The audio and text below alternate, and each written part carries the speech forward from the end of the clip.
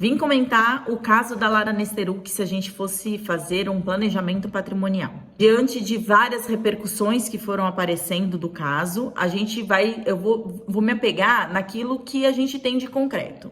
Então, ela tinha uma união estável, onde eles decidiram se separar após várias traições do ex-marido. Ao longo da trajetória, se descobriu também que ele chegou a fazer algumas compras de bens em nome dele, em nome de terceiros, mas com o dinheiro dela, então é tudo muito nebuloso, a gente não tem nada concreto em relação a isso. O que a gente tem é o seguinte: se eu fosse fazer um planejamento patrimonial para ela, qual seria o método adotado? Inicialmente, a gente está falando de uma união estável. Por que uma união estável? Porque eles simplesmente decidiram juntar as escovas de dente. Eles simplesmente decidiram morar juntos. Não tem nenhum casamento, não tem nada de papel passado, né? Eles sequer registraram a união estável em cartório. Como que funciona no Brasil? Na ausência de uma escolha, o Estado escolhe por você. Essa escolha é o regime de bens de comunhão parcial. Tudo aquilo que é adquirido ou conquistado após o casamento, após a união estável, é partilhado de maneira igual, 50% para cada. Então, eles não se preocuparam no momento em que eles se juntaram em escolher esse regime. Ainda que fosse uma união estável, eles poderiam ter escolhido esse regime, mas eles não escolheram um regime de bens. Então, a escolha automática pelo Estado é a comunhão parcial. Se a gente fosse conversar com a Lara antes da união estável, ou no momento em que eles decidiram se juntar, a primeira coisa seria, óbvio, coloque no papel tudo aquilo que você pretende determinar para a sua vida. Então, não importa se eu amo demais, se eu sou loucamente apaixonada, se eu quero ficar para sempre junto, se eu não quero nunca mais me separar, ou se eu só fico viúva, não fico separada, não importa. O planejamento é se preocupar com o que é seu para o futuro.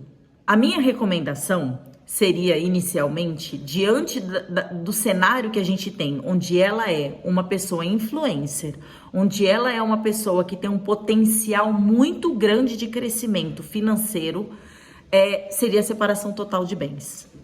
Só que eu não acredito que ela mesma teria escolhido esse tipo de situação. Ela não teria escolhido isso para ela. O planejamento para ela seria uma separação total ou um contrato de casamento, um contrato de namoro, um contrato de união estável, com cláusulas prevendo traição, prevendo uma fraude, a partilha, que é o que ele provavelmente está tentando fazer.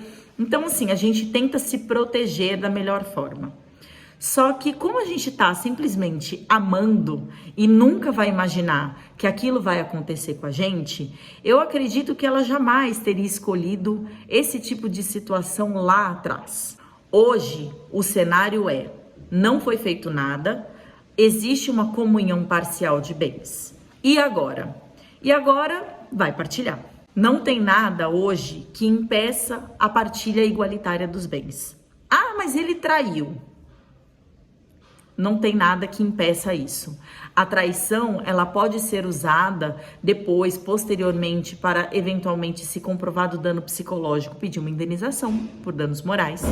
A traição pode ser usada para impedir o direito à pensão. Então, essa pessoa não teria direito à pensão se eventualmente ela fosse pedir futuramente. Mas o fato a traição não impede a partilha dos bens.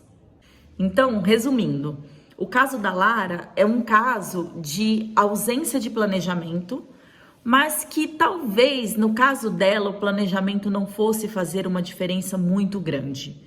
Porque como ela era uma pessoa extremamente apaixonada e sempre manifestou isso nas redes sociais, ela não teria feito nada diferente do que uma comunhão parcial de bens. Ela jamais teria optado por o que é meu, o que é seu, é seu.